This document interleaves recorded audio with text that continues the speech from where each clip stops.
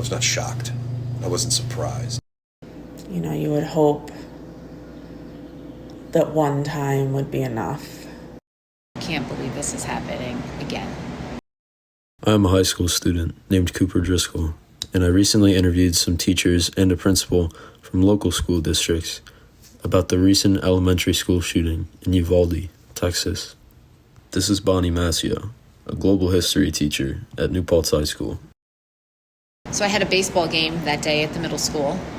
It was one of my last games, or might have been my last game. And I had gotten in the car with my son, who was an 8th grader and on the team. And I had NPR on. Actually, no, it wasn't NPR. I had just a local radio station. And the DJ said something about the shooting in Texas. And my son and I turned to each other and said, "What happened?" And so then I put on NPR. And he and I both looked at each other and said, "I can't believe this is happening again." And then I said, "And I can believe this is happening again." So unfortunately, what happened in Uvalde is not the first time. I always hope it will be the last time. I think it was in my first block class, somebody talked about when I asked them, what are you feeling? And they said frustrated or sickened, something along those lines, because what they think is going to happen is it's just going to be the next cycle, right?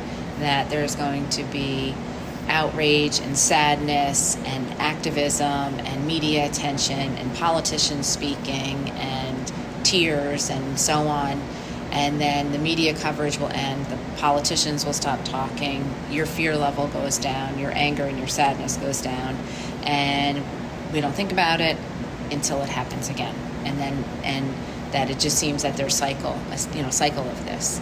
And so I think that that's kind of what I would say I've seen, I see here, So I think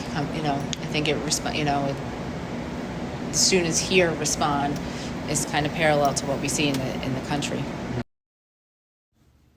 Next was Suzanne Driscoll, a principal at Maple Hill Elementary School. Oh my God, not again. Those are my first thoughts.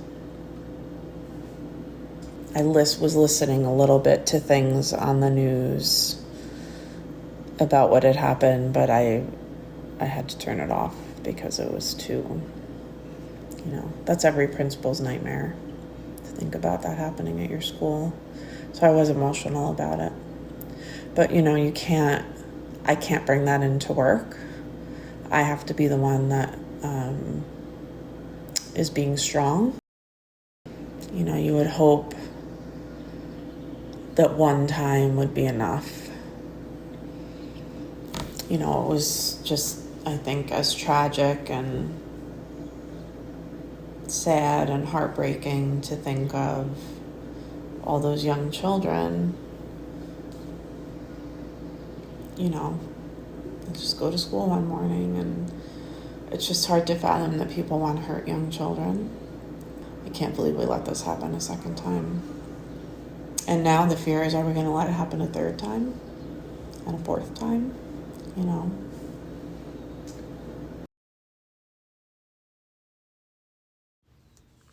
Last is Kurt Ulrich, a biology teacher at New Paltz High School. I think I had just gotten home when I found out about it. All of those typical words that we would associate it: shock, horror, dismay, here we go again. When will we learn? Stuff like that. I don't have the same confidence that, that some, I'm not necessarily thinking that somebody's going to come with, an active shooter situation, but that, I don't feel as safe in the building as I used to. We have the experience of Sandy Hook. So, Sandy Hook was a real, that was, it was a shock. This was not shocking. I was not shocked.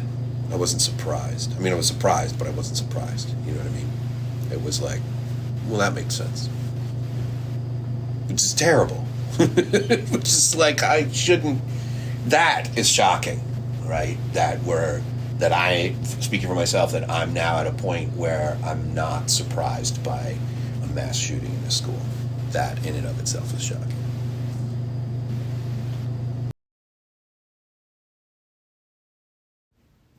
How did this happen? What can we do? When will it end? These are questions American citizens can only hope to have answered.